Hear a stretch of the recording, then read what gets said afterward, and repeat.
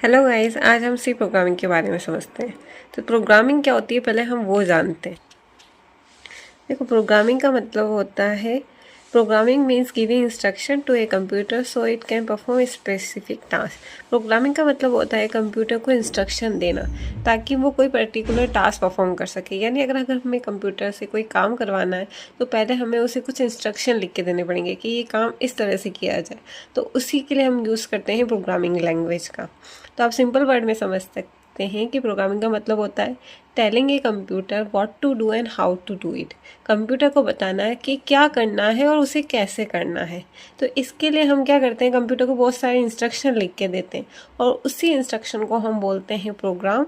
और बहुत सारे प्रोग्राम मिलके क्या बनाते हैं, एक सॉफ्टवेयर। देखो, अब हम समझते हैं इसी प्रोग्रामिंग के बारे में।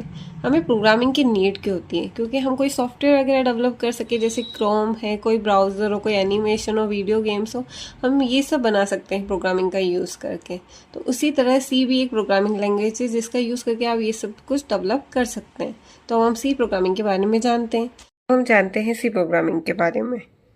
C language is a middle level programming language. Middle level का मतलब होता है, लैंग्वेज मेनली दो टाइप की होती है, लो और हाई।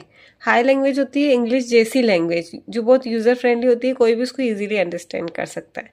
और लो लेवल वो होती है जो मशीन से डायरेक्ट इंटरेक्ट करती है। क्योंकि सी में इन दोनों के फीचर्स होते हैं, इसलिए उसको हम बोलते हैं मिडल लेवल प्रोग्रामिंग लैंग्वेज। इसका यूज़ क्यों किया जाता है? तो सिस्टम सॉफ्टवेयर, एप्लीकेशन सॉफ्टवेयर और एम्बेडेड सिस्टम बनाने के लिए। तो C language is a middle level programming language use to create system software, application software and embedded system. C language को किसने डेवलप किया था? तो C language was invented in 1972 by Dennis Ritchie. किसने डेवलप किया था? डेनिस रिची ने। कहाँ किया था? तो अमेरिका की एट&टी बेल लैब में। इसी वजह से इनको फादर ऑफ सी लैंग्वेज भी कहा जाता है। C language was invented in 1972 by Dennis Ritchie at AT&T Bell lab of USA. Why is known as the father of C language? Dennis Ritchie ने सी लैंग्वेज को क्यों create किया था? तो Dennis Ritchie created the C language for the Unix operating system. Unix operating system को बनाने के लिए सी लैंग्वेज को डेवलप किया गया था। बाद में इस लैंग्वेज का यूज सभी ऑपरेटिंग सिस्टम में किया जाने लगा। तो but later it was used in all operating system. अगर आपके एग्जाम में क्वेश्चन आता है कि why C language is invented, तो आप क्या बोलेंगे कि C language was develop for system of programming specially to create operating system like Unix. C language को डेवलप किया गया था सिस्टम प्रोग्रामिंग के लिए, स्पेशली किसको क्रिएट करने के लिए? तो यूनिक ऑपरेटिंग सिस्टम को क्रिएट करने के लिए। ये क्या प्रोवाइड करती है? तो फास्ट एग्जीक्यूशन है। ये बहुत फास्ट लैंग्वेज होती है अदर प्रोग्रामिंग लैंग्वेज के कंपेयर में। लो लेवल मेमोरी एक्सेस कर सकते हो। पोर्टेबिलिटी है, यानी आप इस लैंग्वेज में बने प्रोग्राम को इजीली किसी भी सिस्टम पर रन करा सकते हैं। अब हम जानते हैं सी प्रोग्रामिंग लैंग्वेज के फीचर्स के बारे में। तो फीचर्स ऑफ सी लैंग्वेज क्या क्या है? तो सबसे पहले है सिंपल है, इजी टू लर्न है, मशीन इंडिपेंडेंट, यानी किसी भी सिस्टम पर आप इसको रन करा सकते हैं। इसकी लाइब्रेरी है जिसमें बहुत सारे फंक्शंस पड़े हैं जिनका यूज़ करके आप इजीली प्रोग्रामिंग कर सकते हैं। स्पीड अदर प्रोग्रामिंग लैंग्वेज के कंपेयर में इसकी स्पीड काफ़ी फास्ट होती है। जनरल पर्पस है, यानी इसका यूज़ करके आप अलग अलग टाइप के सॉफ्टवेयर बना सकते हैं। इसका सिंटैक्स काफ़ी ईजी होता है। और प्रोसीजरल लैंग्वेज है, यानी इसमें आप कोड को स्टेप बाय स्टेप लिखते हैं, उसी तरह वो एग्जीक्यूट भी होता है। एप्लीकेशन क्या है, यानी इसका कहाँ यूज़ किया जाता है? तो C language use for many purpose, अलग अलग पर्पस के लिए इसको यूज़ किया जाता है। सबसे पहले वीडियो गेम्स आप डेवलप कर सकते हैं। Use to build web browser, जैसे क्रोम है, फायरफॉक्स जैसे ब्राउज़र आप डेवलप कर सकते हैं। यूनिक ऑपरेटिंग सिस्टम को डेवलप करने के लिए तो इसको बनाया गया था। एनिमेशन आप क्रिएट कर सकते हैं। पाइथन जो प्रोग्रामिंग है, पाइथन खुद एक हाई लेवल प्रोग्रामिंग लैंग्वेज है। इसमें जो कोर यानी सी पाइथन होता है उसको सी लैंग्वेज में ही इम्प्लीमेंट किया गया है। एडवांटेज क्या है सी लैंग्वेज के? एडवांटेजेस ऑफ सी लैंग्वेज तो क्या है? इजी टू अंडरस्टैंड है, समझने में आसान है। इजी टू राइट है, लिखने में आसान है। स्पीड इसकी फास्ट होती है। एरर डिटेक्शन, एरर क्या होता है? आपके कोड में जो मिस्टेक होती है उसी को एरर कहते हैं, तो वो पता करना इसमें ईजी होता है। इजी डिबगिंग, एरर को वापस सॉल्व करना बहुत ईजी होता है, डिबग करना ईजी होता है। ओपन सोर्स है, यानी कोई भी इसको फ्री में यूज़ कर सकता है। अब इसके डिसएडवांटेज के बारे में जानते हैं। तो देखो, C is not an object oriented programming language, so it does not support class and object. क्योंकि ये ऑब्जेक्ट ओरिएंटेड लैंग्वेज नहीं है तो क्लास और ऑब्जेक्ट को सपोर्ट नहीं करती। Memory management in C is difficult, C में मेमोरी मैनेज करना डिफिकल्ट होता है। No built in garbage collection, इसमें गार्बेज कलेक्शन की सुविधा नहीं होती।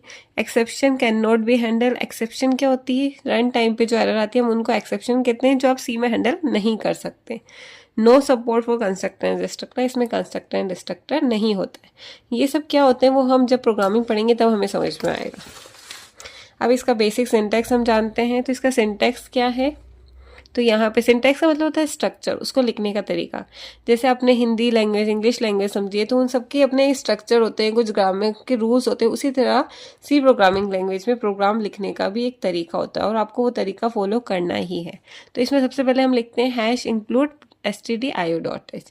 तो ये हैश मेरा क्या है, प्री प्रोसेसर। हैश क्या है, प्री प्रोसेसर। इंक्लूड क्या है, एक स्टेटमेंट है। stdio, stdio का फुल फॉर्म क्या है, standard input output, standard input output. और डॉट एच से मतलब है हेडर फाइल। हमने जैसे बताया था कि सीम की एक लाइब्रेरी होती है, जैसे हमारे पास स्कूल कॉलेज में लाइब्रेरी होती है जहाँ बहुत सारी बुक्स होती है पहले से बड़ी हुई और हम उनको जाकर पढ़ सकते हैं। उसी तरह सी की लाइब्रेरी होती है जिसमें बहुत सारे फंक्शंस पड़े होते हैं जिनका यूज़ करके आप प्रोग्रामिंग ईजिली कर सकते हैं। तो उसी तरह सी की जो लाइब्रेरी होती है उसमें stdio.h एक हेडर फाइल है और इस हेडर फाइल में दो मेन फंक्शन होते हैं, प्रिंटफ और स्कैनफ। कुछ भी प्रिंट करवाने के लिए, आउटपुट के लिए हम प्रिंटफ को यूज़ करते हैं और कुछ भी इनपुट कराना हो तो हम यूज़ करते हैं स्कैनअप। और ये दोनों फंक्शन किस में पड़े हैं, इस वाली हेडर फाइल में। और ये कहाँ है, सी की लाइब्रेरी में। सबको सी की लाइब्रेरी में पड़ा है, वहाँ से हम इंक्लूड कहाँ कराएंगे, अपने प्रोग्राम में। तो हमने सबसे पहली लाइन ही हम ये लिखते हैं कि हैश इंक्लूड stdio.h। ये जो हेडर फाइल है इसको हम लिंक करें इस प्री प्रोसेसर के साथ, ताकि इसमें जो फंक्शंस पड़े हैं उसको हम अपने प्रोग्राम में यूज़ कर सकें। हम लिखते हैं मेन, ये एक फंक्शन है जहाँ से हमें प्रोग्राम का एग्जीक्यूशन स्टार्ट होता है। इसके आगे हमने लिखा है इंट। इंट का मतलब है कि आप यहाँ पे जो भी कोड लिखेंगे वो अगर सही से एग्जीक्यूट हो जाएगा तो हम एक वैल्यू रिटर्न करा देंगे जो कि एक इंटीजर टाइप की वैल्यू होगी, जैसे 0, 1, 2 या -1, -2, ये सारे इंटीजर नंबर होते हैं। तो हम एक इंटीजर वैल्यू यहाँ से रिटर्न करा देंगे। तो हमने क्या रिटर्न कराया है, 0। तो एक एग्जाम्पल से हम इसको समझते हैं। हमने सबसे पहले लिखा है हैश इंक्लूड stdio.h, यानी ये वाली जो हेडर फाइल है उसको हमने स्पीड प्रोसेसर इस स्टेटमेंट के थ्रू स्पीड प्रोसेसर लिंक कराया ताकि इसके अंदर जो दो मेन फंक्शन है प्रिंटफ और स्कैनफ वो हम हमारे प्रोग्राम में यूज़ कर सके।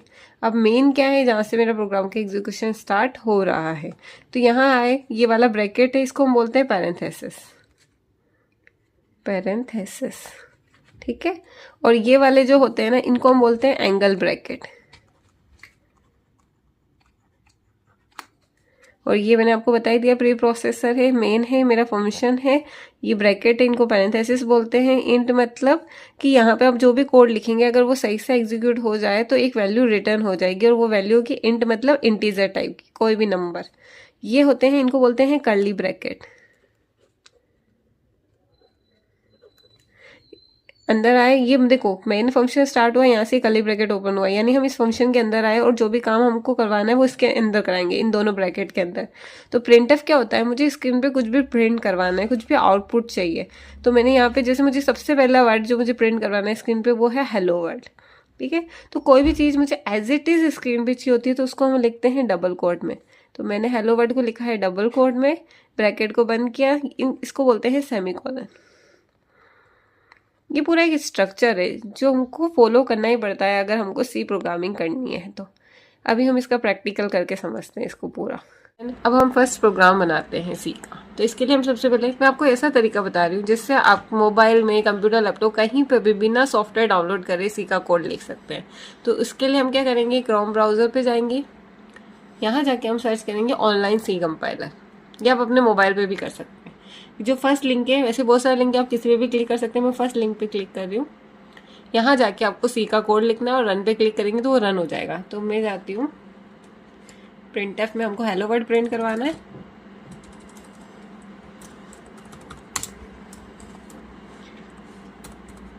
अब देखो फर्स्ट लाइन हमने क्या लिखी है, stdio.h। डॉट एच ये एक्सटेंशन है जो बताता है कि फाइल किस टाइप की है, तो ये किस टाइप की फाइल है, हमारी हेडर फाइल है।